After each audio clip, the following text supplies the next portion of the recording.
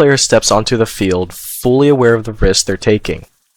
They know there's a chance they could get hurt out there, but they're ready to play through any pain. But when they take a hit, the worst kind of hit, they never think that it will follow them long after the game is over. I should know.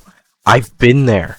I've had 4 concussions in my football career, and one of them was last year. It really opened my eyes to player safety. In today's video, we're going to discuss a serious and often overlooked problem in high school football: concussions. A concussion is a traumatic brain injury that is caused by a blow to the head or body, resulting in the brain moving rapidly inside the skull.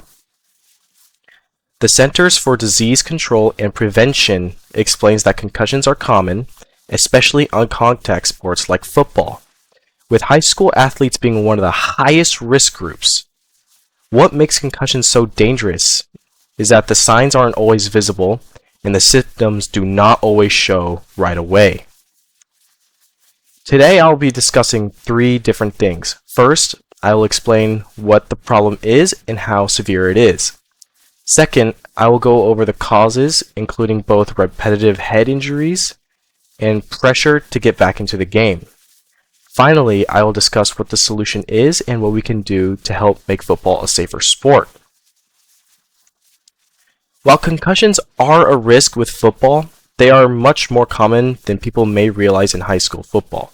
According to the Centers for Disease and Control and Prevention on their Concussion Awareness webpage, accessed in 2025, it is estimated that 15% of high school football players experience a concussion during one season. I am one of those statistics. During my most recent concussion, which was last year, I sustained a direct hit to my head by another player. This hit was powerful enough to cause me to black out for a few seconds while I was on the field. While most concussions take about 1 week to recover from, mine took about 3 weeks, at which time the school's trainer cleared me to get back into the game. During these 3 weeks, I suffered with persistent headaches and had a lot of trouble focusing during class. It is still lingering with me a bit now. Nothing major, but I definitely noticed I am more forgetful than I used to be. With the little things like forgetting where I put something or forgetting minor details. These injuries aren't only while athletes are playing the game. They stick with them in their daily lives. So how are players getting concussions so often? A major cause is repeated head impacts. These can even be impacts that may not seem serious in the moment. Improper tackling techniques and helmets that are ill-fitting can also add to the problem. Another major cause is the pressure athletes are under to get back into the game as soon as possible.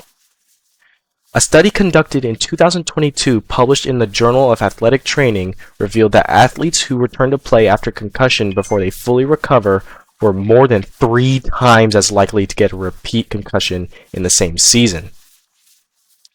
In a formal interview I did with a local high school athletic trainer on October 15th, 2025, the trainer told me that many athletes try to hide the symptoms they are having because they do not want to lose playing time or let their teammates down.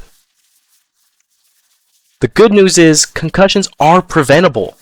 There are clear steps we can take to prevent these types of injuries.